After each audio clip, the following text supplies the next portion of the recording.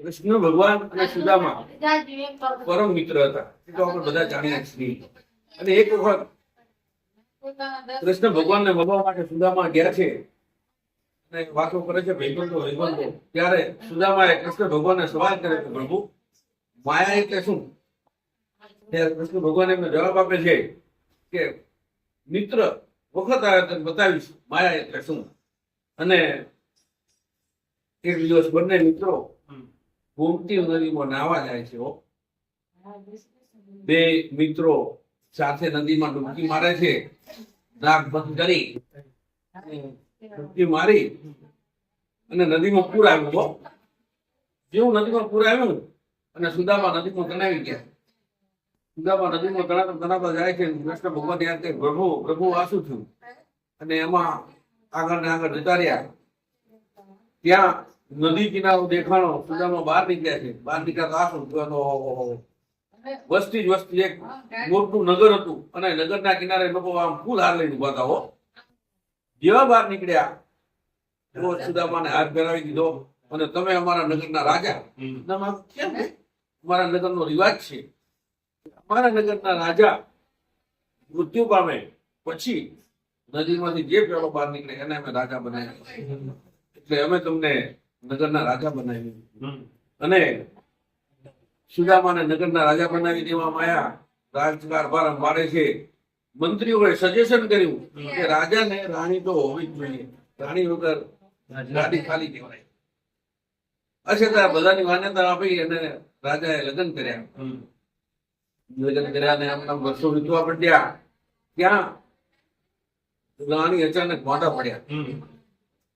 રાણી માંદા પડ્યા છે. હકીમો વૈદો બધાને બોલાવે છે, ટ્રીટમેન્ટ ચાલે છે, પણ રાણી હાજર થતા નથી. અને એક વખત એવો આવ્યો કે રાણી મૃત્યુ પામે. જયારે રાણી મૃત્યુ પામે છે ત્યારે બધા શોકમગ્ન છે. પણ મંત્રી અને તલાટી બધા રાજાને કીધું, રાજાજી મારો ગામનો રિવાજ છે, રાણી મરી જાય એટલે રાજાએ સભા ખાવા. એટલે કે જયારે શમશાન યાત્રા નીકળે અને એમની ચિતા ખડકાય તો એના ભેગું ભેગું રાજાને પણ બેસાડી દેવાના અને અગ્નિ સંસ્કાર રાજાને પણ આપી દેવાના. અરે યાર, આવું તો હોતું હશે સુદામા કે ના, આવો કોઈ નિયમ ના હોય, અમારે નગરનો રિવાજ છે અને તમારે એ રીતે કરવું જ પડશે. બહુ કર કર્યા પણ કોઈ માન્યા નહીં. અને છેવટે રાજાજીને જ્યાં શમશાન ઘાટ હતો નદી કિનારે ત્યાં લઈ ગયા.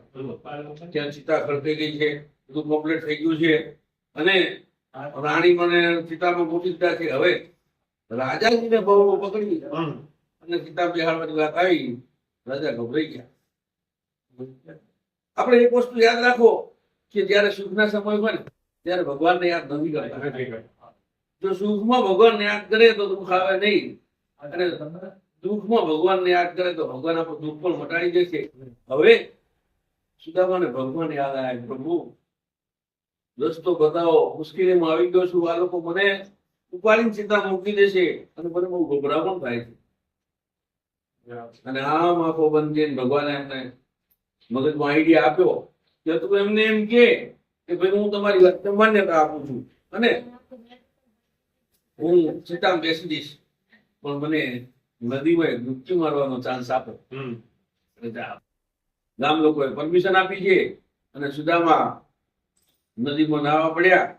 ત્યાં નાક બંધ કરીને ડૂબકી મારી અને જ્યાં બહાર નીકળ્યા છે આ શું? ત્યાં તો કૃષ્ણ ભગવાન હજુ કિનારે ધોતી જ પહેરે રે. અરે પ્રભુ આ શું છે? આખો એક ભાવ વીતી ગયો અને તમે તું ધોતી જ પહેરો છો? બસ ત્યાં આજ મારી માયા છે, બીજું કાંઈ નથી. સંસાર આમ સત્ય લાગે છે, સત્ય ભાષે છે, પણ એ સપના જેવો છે. અને માયા એ વસ્તુ છે. માયા છેલ્લે તો પરમ સત્ય એટલે પરમ પિતા પરમાત્મા ભગવાન જ સત્ય છે, બાકી બીજું કાંઈ નથી. એટલે સત્યના માર્ગે ચાલવું જોઈએ અને ભગવાનને યાદ કરતા રહેવું જોઈએ. જય સિયારામ.